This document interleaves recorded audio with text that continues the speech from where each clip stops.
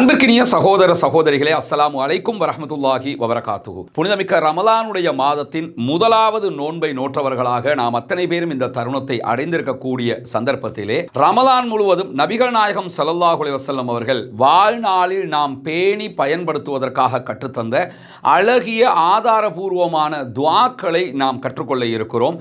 இந்த துஆக்களை மனனமிட்டுக் கொள்ளுங்கள். நம்முடைய வாழ்நாள் முழுவதும் இதை பயன்படுத்துகிற போது ஒவ்வொரு சந்தர்ப்பத்திலும் அல்லாஹ் இருந்து ஏகப்பட்ட நன்மைகளை பெற்றுக்கொண்டு நாளை மறுமையிலே நாம் சொர்க்கத்தில் நுழைய முடியும் என்கிற முதலாவது உபதேசத்தோடு அஸ்தக்ஃபிருல்லாஹ வ அதூபு இலைஹி, நான் அல்லாஹ்விடம் பாவ மன்னிப்பு கோரி அவன் பக்கமே திரும்புகிறேன் என்கிற இந்த ஒரு சிறிய பிரார்த்தனையை அல்லாஹ்வுடைய தூதர் ஸல்லல்லாஹு அலைஹி வஸல்லம் அவர்கள் ஒரு நாளைக்கு 70 தடவைகள் சொல்லுவார்கள் என்று ரசூலுல்லாஹ்வே சொல்லக்கூடிய செய்தி அபூ ஹுரைரா ரலியல்லாஹு அன்ஹு அவர்கள் அறிவிக்கிறார்கள். ஸஹீஹுல் புகாரியிலே இந்த நபிமொழி இடம்பெற்றிருக்கிறது.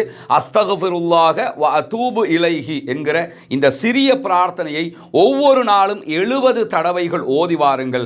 நம்முடைய வாழ்க்கையிலே இம்மையிலும் மறுமையிலும் ஈடேற்றம் பெற முடியும்.